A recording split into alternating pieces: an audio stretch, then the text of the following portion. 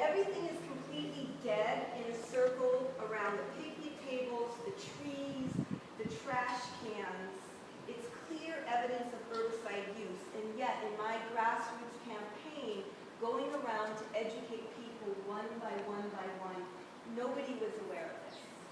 Nobody has seen signage. Honcho and Ranger Pro are broad-spectrum herbicides, meaning they kill any plant with which they come in contact. But I ask you to think about this, please, as people, from your gut. What else are they harming if they're killing these weeds and killing the earth around the plants? For this reason, quotes their very own website, which Jason argued with me last time, and we have the website with us here today, as far as documentation on everything I'm going to say today, and my husband. Quotes their very own website. Gardeners should take extra care not to use Honcho and Ranger Pro near trees or other desired plants. And yet the park continuously uses it beneath the trees, and people are sitting under these trees. They're lying under their trees. They're putting their children's bassinets on these areas under the trees. And this is particularly scary because, according, that's an East Coast term. I know we call it something else here. It's not a bassinet, but you get the point. According to many health and environmental sites, and there are just so many of these sites out there, there are so many people documenting how dangerous these herbicides are, beginning in World War II, right after the Vietnam War when Monsanto first started putting these products on the market. And also, I have to tell you, there are as many websites that counter, but I worked as a journalist for 10 years, and I will tell you that the deeper I got into the websites that counter the danger of these herbicides, the more I found that they have been,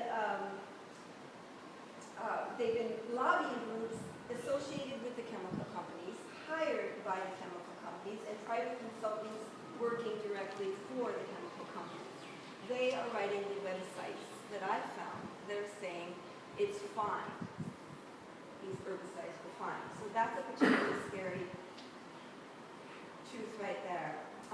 And according to the Organic Consumers Association, which sounds sort of, granola, but it's actually very well established and very well respected by medical associations in the country, Honcho, like RoundUp, has been related to so many skin cancers, interestingly enough, and non-Hodgkin's lymphomas, children's leukemias, and Parkinson's disease throughout the world.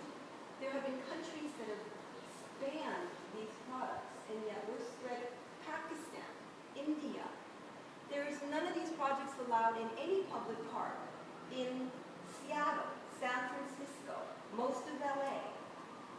Of course, anyway, this is what I'm very passionate about.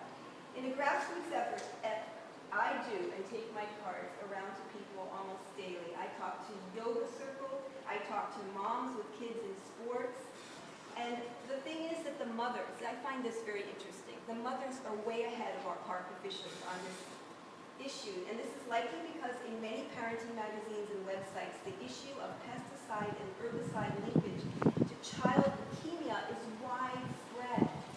And I have repeatedly witnessed mothers immediately pack up their children and leave the parks once they know these herbicides are spread. I believe it's easy, people, really, I do. I believe it's easy to think that a grassroots effort to change policy is not going to make anything different. Maybe even your body language, Jason, I'm feeling like I just feel that I'm saying things that are hard to hear, but you know what, in truth, and I've researched this all over the world, in truth, grassroots efforts are the only thing that have made policy change. And I'm unapologetically passionate about this issue of using these herbicides where our children play, where our people enjoy the parks on a daily basis. Life on this tiny island is intense with many issues concerning the common good, but I have always felt that I cannot be part of a neighborhood without trying to make it better in a little way every day. My husband and I clean Kapiolani Beach every single day after work. Both of us work full time. We clean parts of Kapiolani Park, the cigarette butts under the benches and tables once a week. And we have done this for 6 years. We're not fly by night about And I know that doesn't sound like very long to someone who's lived there their whole life, but anyway, another point that I really wanted to make was, I believe that the Hawaiian people call what Larry and I do malama aina, and I call it necessary. And I really do believe it was their original idea, that we must look after the land. If there's any question about whether or not an herbicide or poison is harmful to any or all people who use a park, don't we as human beings want to give the benefit of the doubt to the side of safety and health? Isn't this the decent thing to do? Why do we put our faith in chemicals when we could just be whacking the weeds, pulling them, living with them in some instances? The argument against using poisons versus manual labor always, throughout history, has had two levels. Two levels. The level of politics and policy and bottom line, and the level of individual consciousness. And this is the level